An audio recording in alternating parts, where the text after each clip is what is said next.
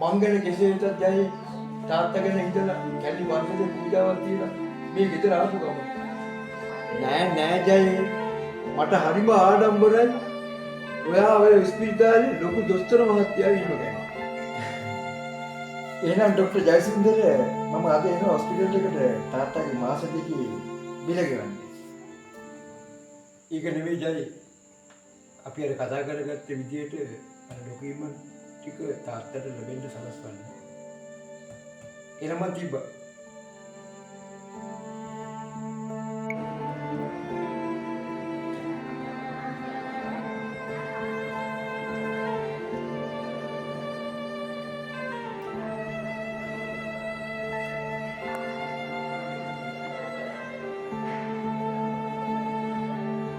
සෝමයි මාස දෙකකුත් වුණානේ. තාම පුතා වෙන්නේ නැහැ නේද?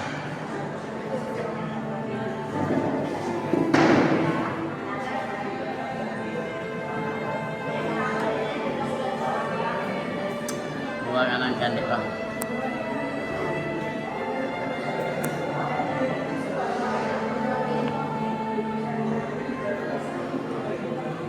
ඕ තමයි සෝයි.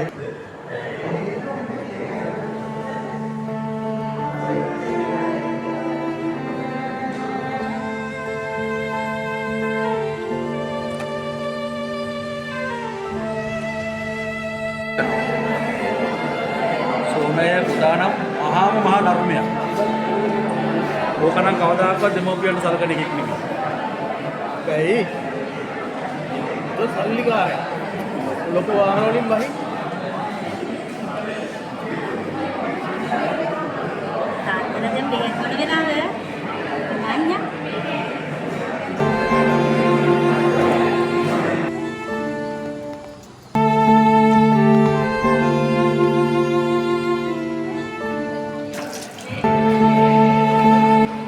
මෙයාගේ පුතාව සල්ලිකාරයෙක් වුණේ. ඒ වුණාට දෙමාපියන්ට සලකන් නැහැ. මුල්වලේ සෝයේ ගාව තියෙන බෑග් එක මම දෙකනේ කවදාවත් පෙරලා බලනවා. දැන් තියෙන්නේ. පෙරලා බලමු.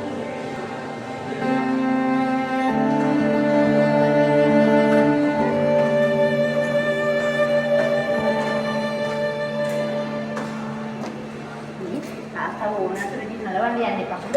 හරි.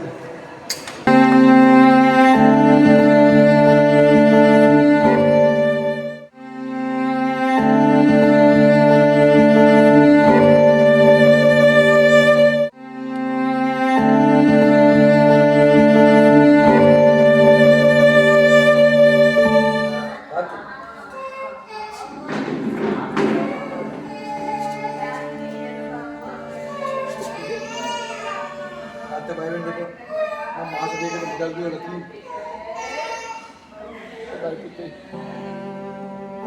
ඒක මම දෙන්නේ. ඒකයි පුතේ. පුතා පරිස්සමෙන් ඉන්න.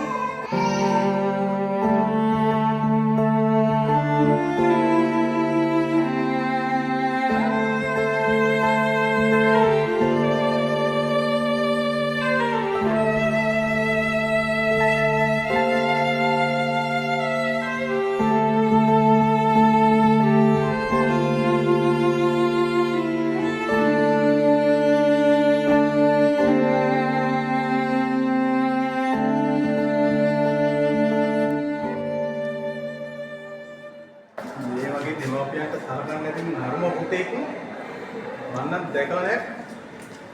පුතෙක් වුණාම තාත්තලාට සලකන්න දැනගන්න එපා.